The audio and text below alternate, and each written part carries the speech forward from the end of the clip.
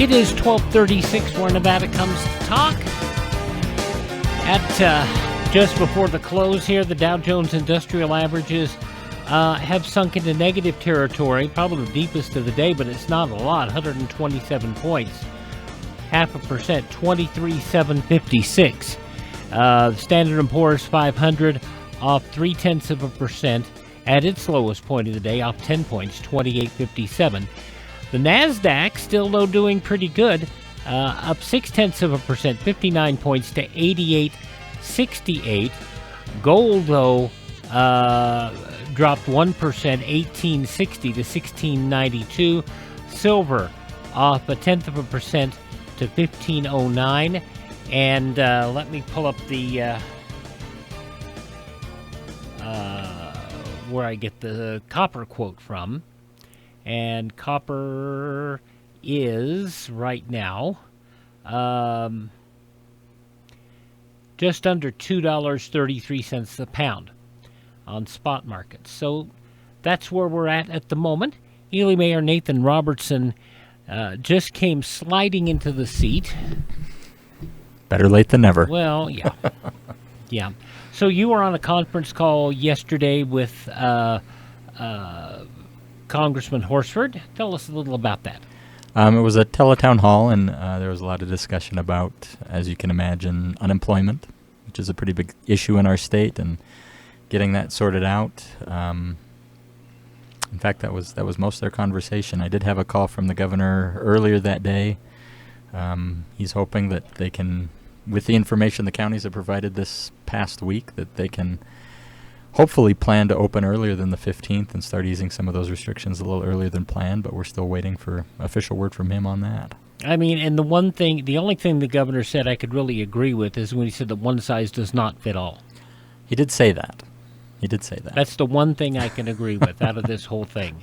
We're hoping that means that we can do some fitted plans based on our location and our interaction with the virus, where it's been quite a bit less here than it's been even in Elko County or Humboldt County. We're hoping that means that we can come up with some more aggressive opening strategies. Yeah, I mean,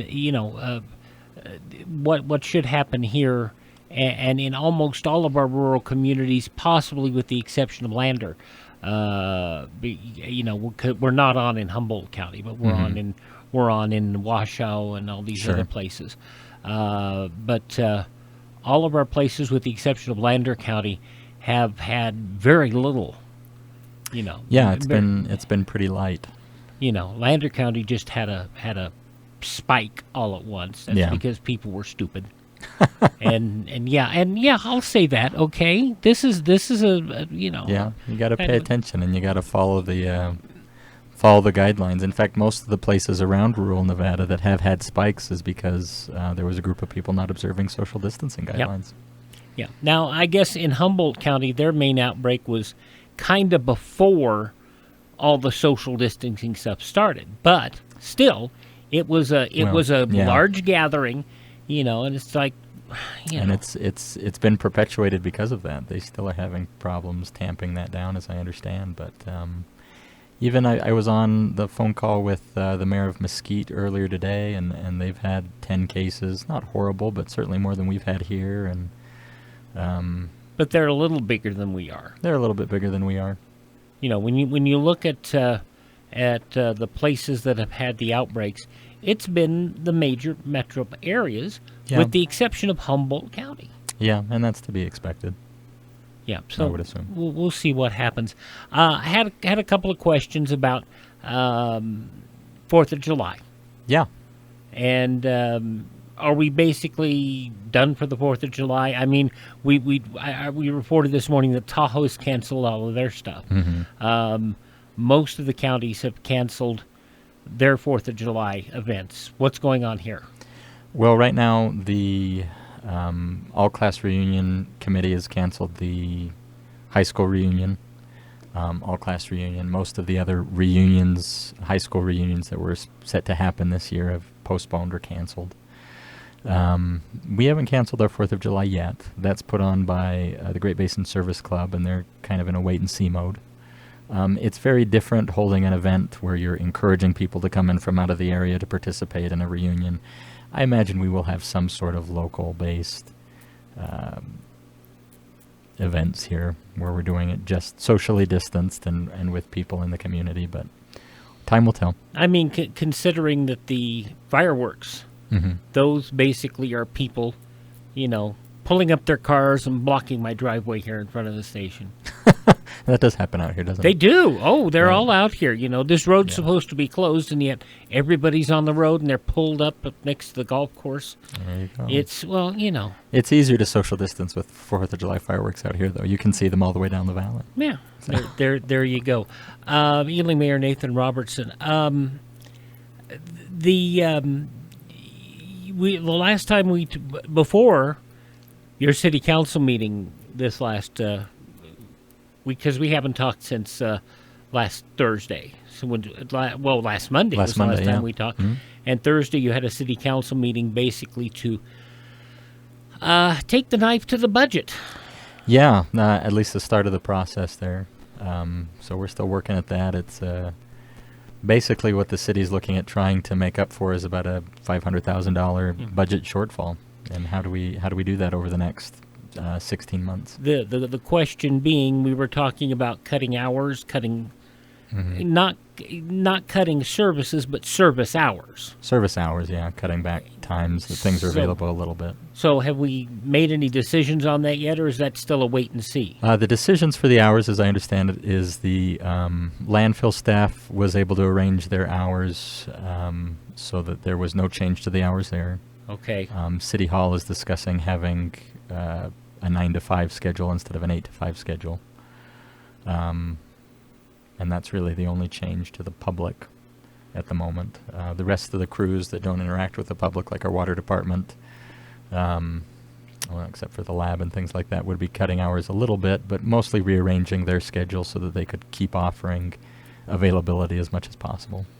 Of course, if you have a main break, that shoots everything out the... Right, and that's the way they arrange their schedules anyway, is to make sure somebody's available when they can be. So you have a meeting tomorrow with the County Commission, a joint meeting. We do. Mm-hmm. Can you tell me a little bit about what's on that agenda?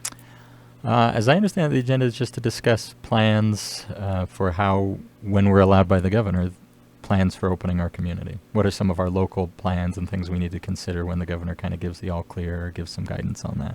I know there are a few members of the County Commission who are, how do I say this kindly, more aggressive in wanting to get open. You're right. That is a kind way to say that. Am I accurate, though? You are. Yeah, You okay. are. They have some strong feelings on that, but I think they came to the realization that most of the businesses are located within the city of Ely, so independent of what they decided or wanted to do, it was probably best to sit down and discuss plans with the city, and I think that's a good way to go.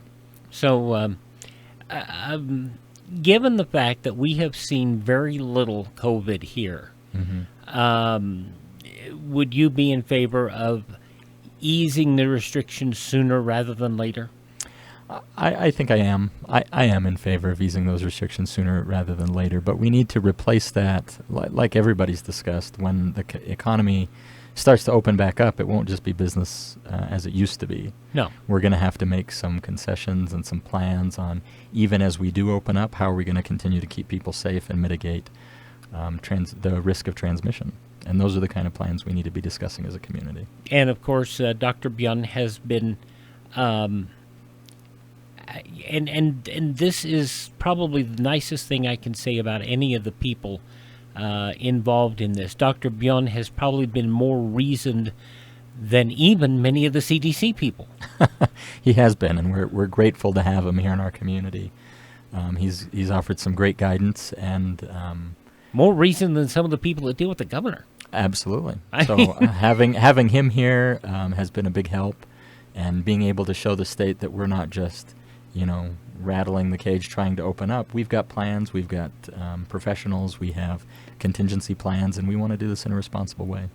We need to do that. Ely Mayor Nathan Robertson, have things eased in your in your morning job? You know, I haven't been back for a week or two. It got so slow. They only had about 2 people coming in the mornings, and they already had another checker. So they said, if we need you, we'll call you. So I got fired from my second job. Do you think that was a "don't call us, we'll call you" kind of thing? That's what it sounded suspiciously like. No, they were. It just wasn't. They didn't quite need as much help anymore. So I told them if they do see a spike in people, I'm happy to come back and pitch in. Ely Mayor Nathan Robertson. What have you learned since? I mean, it's been what, 9 days since we've sat down here at the microphone. Sure. Is there anything that you've picked up over these 9 days that you think is something that really should be spoken about?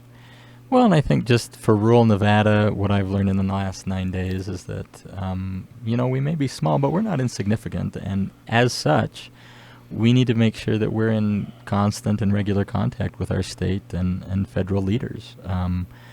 They can't address our concerns if they don't know about our concerns, and they can't deal with us if they don't ever hear from us. We have a responsibility as local leaders to make sure we're reaching out and working with state government and our federal government, and we have that responsibility to be advocating for our constituents here. You know, and Ely is, by and large, a fairly conservative community. Yeah. Does it surprise you that you haven't seen and I will call it open rebellion like you have in other communities like Elko? No, it doesn't surprise me. I think we are, Nevada's always been a fairly purple state in the time that I've been aware of politics. I'm a 6th-generation resident here, and it's, our community usually wants to do what's best. And I've seen that and been privileged to see that firsthand as people pitch in and volunteer and donate and assist and try to do what's best not only for themselves but for their neighbors. And I think that's been great. Do you think by the 15th we'll have a plan and be ready to open? I think by the 15th, Mostly. Absolutely. Yeah. Because I know the casinos aren't going to open. They're not going to open for probably another couple to 3 weeks. Talking to the person who cuts my hair, she said they weren't planning on even being open until the first, tentatively, just to see what happened with the governor and everything else. And as you may or may not be able to see, I'm in desperate need of a haircut. You're not the only one. And I'm not the only one. And I think we're going to start to see some real movement by the 15th or sooner. And by the end of the month, having some pretty good plans on how we get back to normal or something. Right. Get back to our new normal. Whatever that happens to be. Whatever that happens. Ely Mayor Nathan Robertson, we will talk to you on Monday, hopefully. Yep, I should be here. All righty, at this 12:35 time. Daybreak, it's not Daybreak, Nevada, because it's the middle of the day. We have our conversations with Ely Mayor Nathan Robertson. We have an open microphone here. If anybody from any of the county commissions or any of the public officials across the state want to take advantage of this, we have a phone. You can talk to the state too. That's what we do here. That's what the Nevada Talk Network is all about, giving people an open forum. All righty, we'll get back to John David Wells and the mess in Dallas that he's been talking about this afternoon, where Nevada comes to talk. We'll be with you in the mornings at 7.